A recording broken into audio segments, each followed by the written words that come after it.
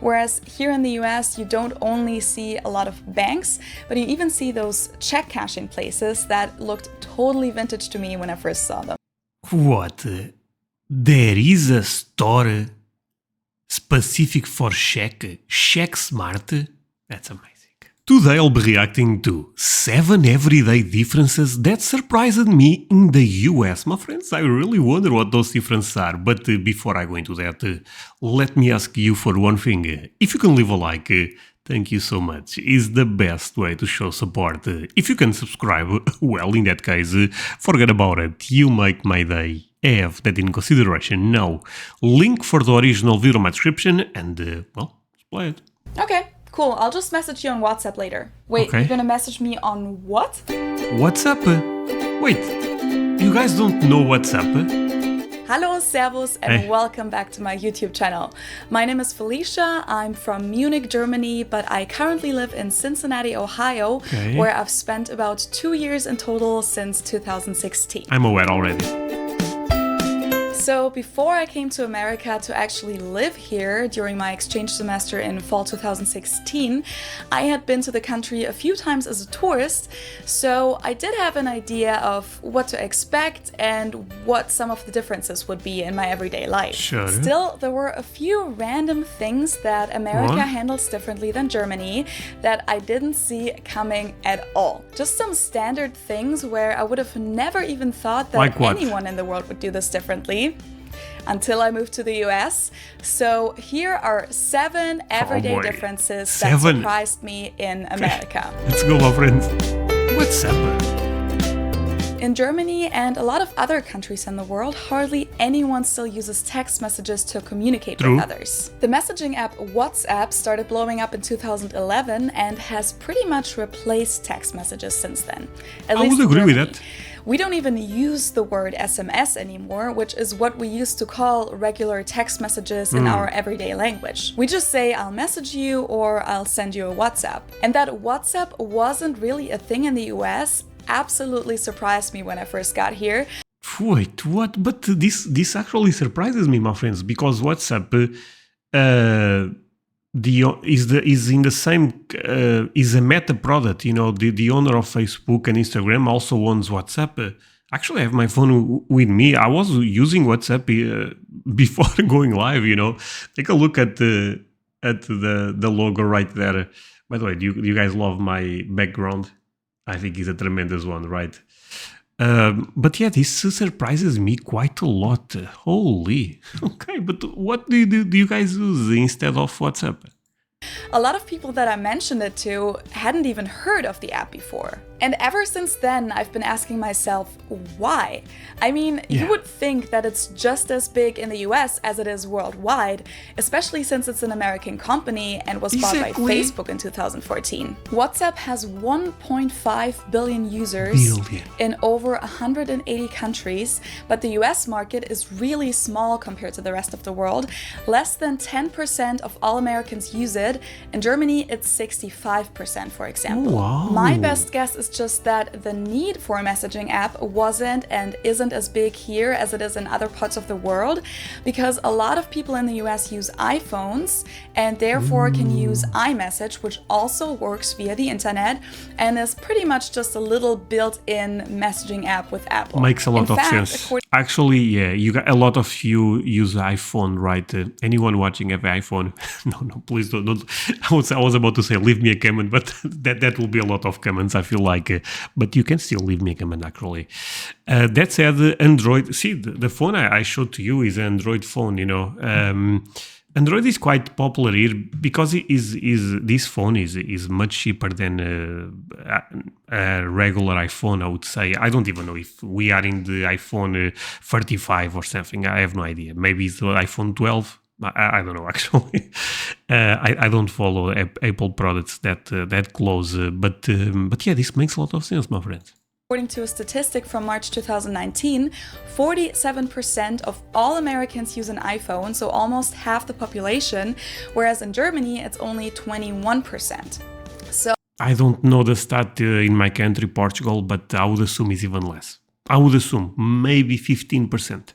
So maybe this has to do with the amount. André, 15 is very specific. Total random, yeah. Of Android users in Germany and in other countries. The result of this is that text messages have pretty much died out in Germany, and only 9 billion text messages have been sent throughout the entire year of 2018 in Germany, whereas in America, 6 billion text messages are sent in one day alone. And this is the reason why when my Samsung broke last year, I decided to get an iPhone instead, even though I'm not the biggest fan of iPhones, but I just knew that it would make my life a lot easier in the US with the whole iMessage situation. But hey, real talk, my friends. If iPhone was cheaper, I would buy iPhone. I actually think these type of phones are really good, but I believe Apple makes amazing products. They are expensive. That's the problem.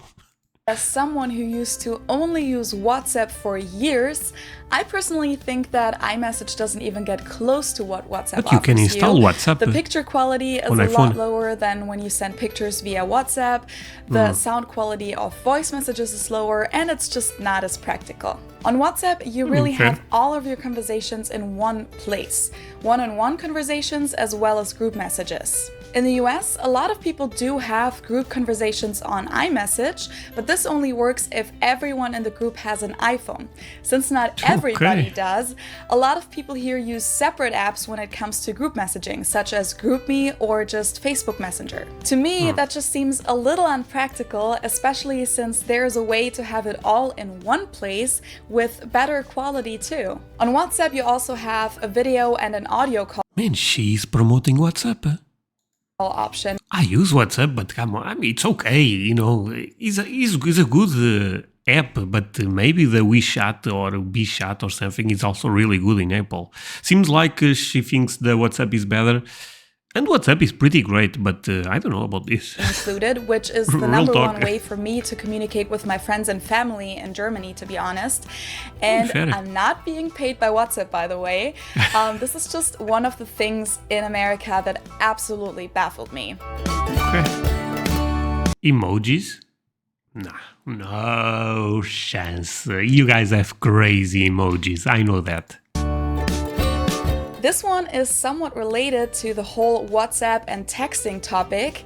Americans use a lot less emojis than Germans and people from some other countries do. I mean, texting can be tricky no matter what country you're from, but in Germany it's very common to use a lot of smiley faces and emojis while texting, just to set the tone and kind of make clear what kind of connotation your message has. I have a hot take on this. One emoji I hate the most is the one that is just smiley face. I don't know, triggers me for some reason. Imagine, even in the comments, if someone says, great video, André, smiley face. I don't know how I feel about that. If someone says, great video, André, and is a face laughing a lot, I don't know, I relate with that, but I don't know. We often add smiley something with me. I'm wrong, I guess, but faces, even if it's just an objective message, just to make clear that this is meant in a friendly way. And if you don't do that, it often means that something is wrong or it's just considered not as friendly. In the US, the majority of people that I text with or have texted with doesn't really use emojis or smiley faces. Instead, a lot of old-fashioned abbreviations like LOL or LMAO seem to be a little more common. So when I first got here, it took me a while to get used to this, and also I was often worried that people were annoyed with me because they didn't send smiley faces with their messages. And since Americans are generally really friendly and polite people, I totally would have thought that they would use just as many or maybe even more emojis than we do. But maybe... Hey, but this is not my experience. In the comment section, I see a lot of emojis, you know, a lot of the emoji of the American flag, to be honest. But I guess that's not the emoji, it's a flag, but is in the emoji category. It's a beautiful flag, don't get me wrong. No, I said the emoji I like the least is the smiley face one. The blend one, no, don't do it, my friends. The one I really like is the one with the sunglasses.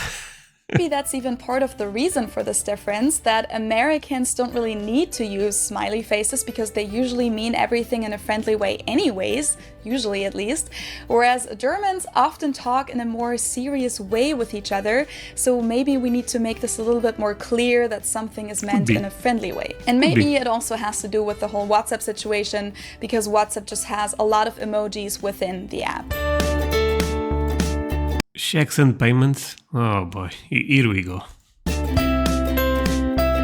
I talked about this one a little bit more in depth in my video on money and payments, which I'll link to in the info box.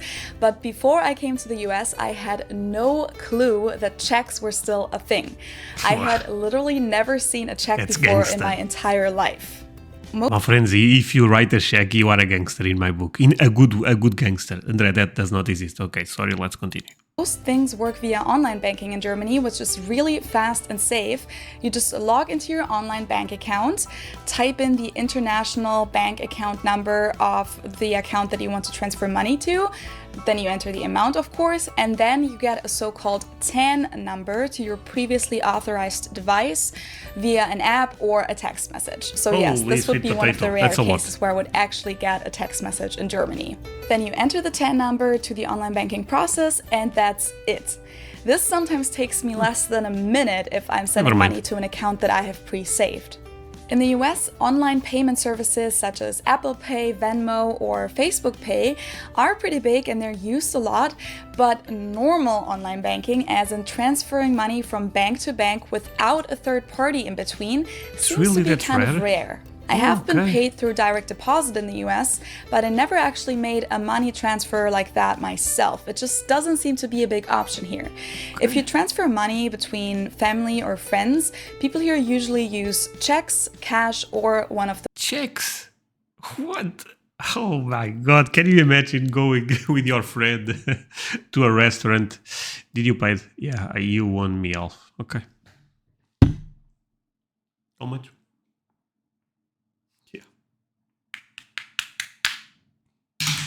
I get it. There is a small bonus there. No, that's gangster. So it seems like the US is stuck between the future and the 50s, kinda.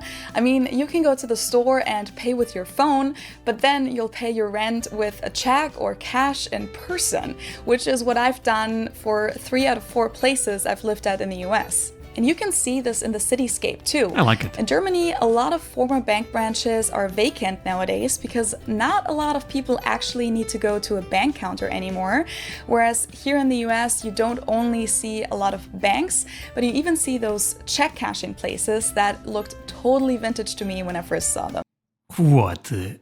There is a store specific for Shcks Smart? That's amazing. So the payment situation is definitely different in the US, and I didn't really expect that beforehand. I'd personally prefer sending money directly to a bank rather than having a company like PayPal or Facebook involved and have them track all my payments and collect my data. But on the other hand, the whole check situation can be kind of fun too sometimes. I mean, I own my personal checkbook now, and writing a check definitely makes you feel powerful and like a grown-up. Okay, first of all, the thing I went with money is to have money. After that, if it's PayPal, Venmo, or Shcks, I don't care that much. That said, I forgot. Oh my God, this is happening a lot. Oh. I was about to say something really important. I don't remember. Let's continue. This is something that I never... Wait, what? Floor numbering? Okay, I remember what I was about to say. So, my friends, real talk. You ready? In the... people that are watching the video, of course. If you are watching, it makes sense, right? In the last 30 days, you used checks. Leave me the number 4. If you actually end up using a check, no matter if it was to deposit or to send money to other person, if you end up using a check in the last 30 days, you have to leave the number 4 in the comment section. I'll take a look at most comments, and I guess we'll see how common this is. Floor numbering. What? This is something that I never really noticed until I moved here. Levels are counted differently in the US than they are in Germany and other countries in Europe and in Asia. In Germany, we have the ground level, Erdgeschoss, and then the first level above ground level is the first floor, and so on. Exactly the same thing here. In the first and that makes perfect sense because 0 is also a number. I don't want to argue this.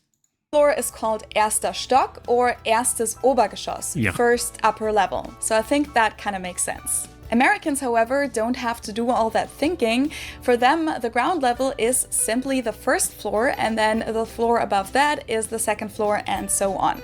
So when an American says that they live on the third floor, it's really just the second floor for us Germans. A little.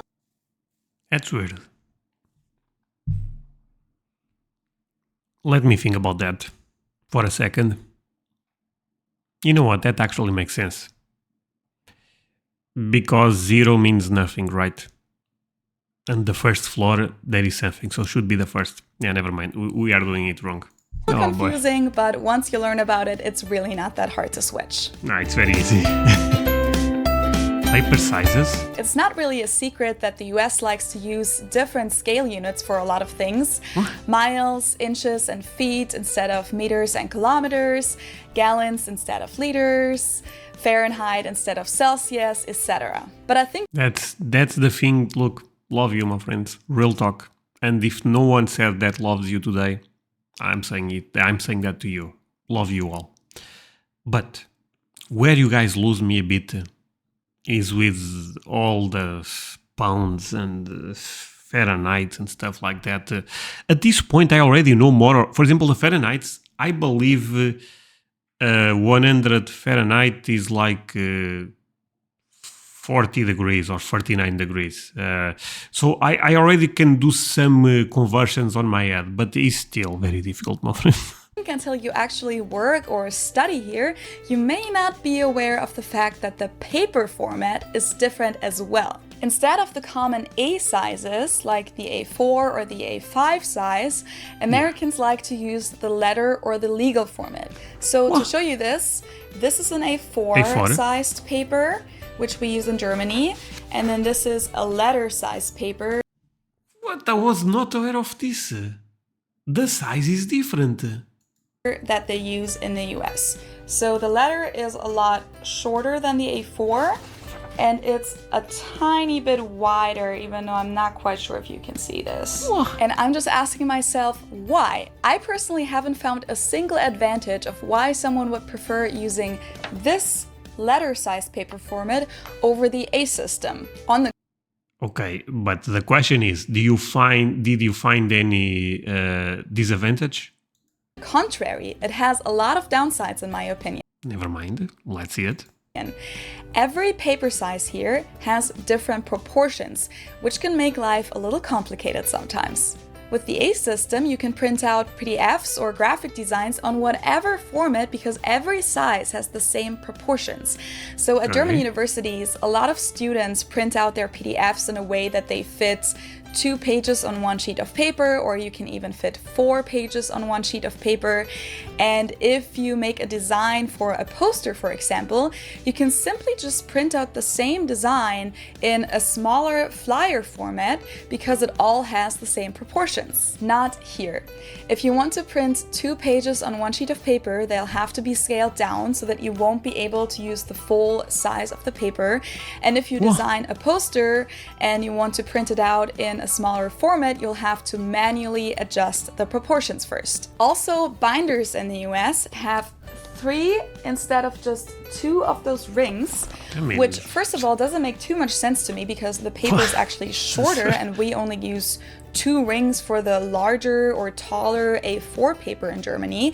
And then also it makes your life so much more difficult because hole punchers here are enormous. This is a normal hole puncher here in the US. What the hell is that? Okay, no, my friends, like I said, love you all, but she's making this point she's destroying America at this point. She's like, yeah, Americans are doing. You guys are feeling offended. I would. If I was American, because this is making a lot of sense to me. The other ones I was trying to defend you guys, but what the hell is that? That's what? I don't even know what to say. That's so big. Yes, takes up a lot of space, not very handy. Is this a common item? We have the ones that are just two. Here, I mean, it's difficult to defend you, my friends. Handy, whereas this is a hole puncher in Germany. And a lot of students even have these super handy little binder hole punchers that they just put in their binder and that are really light. So this is something that really surprised me, because I would have never guessed that you'd make paper sizes that don't have the same proportions. And to this day, it sometimes really annoys me. So please change this, America. I don't think so, but throwing away bottles and cans. I mean, should we keep it? This is one that wasn't too much of a surprise for me, but it took me a long time to get used to it. And every time I come back from Germany, it feels weird again to do this. Throwing away bottles and cans. In Germany, we have a deposit system for plastic and glass bottles, as well as for drink cans. Okay, recycle. Every empty bottle or can, you get 8, 15 or 25 cents back when you return them to the store for recycling. So in Germany... Yeah, actually I was aware of this. This is something that I wish other countries did. Here, if you recycle, they don't give you any money. I still do it, by the way, but specifically because my wife really loves to recycle. And to be fair, I think it's something so easy and can improve the environment. So why not? But this is not that common in America. This is something that I think is important. In Germany, I had never thrown an empty... But I would love to get some money back. I guess in Germany you can. Bottle or can into the regular trash can. Instead, you would collect them. A lot of people collect them underneath the sink and then return them. So throwing those items into a trash can, even if it's a recycling trash can, took me a lot of effort in the beginning. And it was also weird for me to see people squeeze cans or plastic bottles together before throwing them out. Because if you do that in Germany, the return machine won't be able to read the barcode anymore and you will lose your money. And even normal glass like pickle or jelly jars don't go into the normal trash in Germany. Instead, we collect the used glass and bring it to particular containers in the neighborhood. That's a lot of work. And finally, there are a few minor things at the grocery store that are different in the US and in Germany. Milk has different percentages, for example. Who would have guessed? In Germany, you can buy milk with 1.5% of fat or 3.5%. Here in the US, it's 1%, 2%. Then there's whole milk, which has about 3.3%, or there's skim milk, which is fat-free. And of course... Oh my god. You guys probably know are going to make fun of me. I never checked none of that. I buy the milk I've been buying for a long time. It's perfect. It's milk, What the hell are those percent? Let's see it again. Here in the US, it's 1%, 2%. Then there's whole milk, which has about 3.3%, or there's skim milk, which is fat-free. And of course... I have no idea what I'm drinking, actually. It comes in different packages. It's white, I assume it's milk and tastes good. Goes well with cereal, so. The most common being a gallon or a half gallon in a plastic container. Such Holy as moly, this that's is big. A half gallon, and this is... That's huge, right? 1%, by the way. In Germany, milk goes by the liter, and it usually comes in Tetra packs. Then cheese here is often pretty much shrink wrapped, like, for example, sliced cheese looks like this. What? Or even mozzarella, like this, which in Germany usually comes in water or some kind of liquid. Eggs come in dozens instead of 10 packs like they do in Germany, and the yolk... 10 packs? You guys go buy 12, but here you can buy 6, Milk comes in slightly different... I buy 6. Buying 12 is a lot of eggs. different colors. In the US it's a little bit more yellow, and in Germany it's more orange, and I've read that farms apparently do this on purpose because of the different consumer preferences, which I'm not sure if that's true. I mean, I personally don't really care what kind of color it has. I mean, unless it has like a really weird, unhealthy looking color, but if it's like normal looking, I'll like eat purple. it either way. But anyways, I don't know if that's true. That's so it. those were my 7 everyday differences that surprised me in the US. If you've ever lived in a different country, what was it that surprised you? What was it that you didn't expect at all? Leave me a comment, and if you have a question that you want me to answer in a Q&A video, just add the hashtag #AskAGerman. I hope you enjoyed this. Subscribe to my channel if you like what I'm doing, and I hope I'll see you next time. Cheers! Thank you so much. Okay, this was interesting. Are we exclusive? Dating difference USA versus Germany? Should I watch this, my friends? Okay, you guys decide. That said, thank you so much for watching this with me. It really means a lot. You guys end up staying until the end. See you guys in the next one.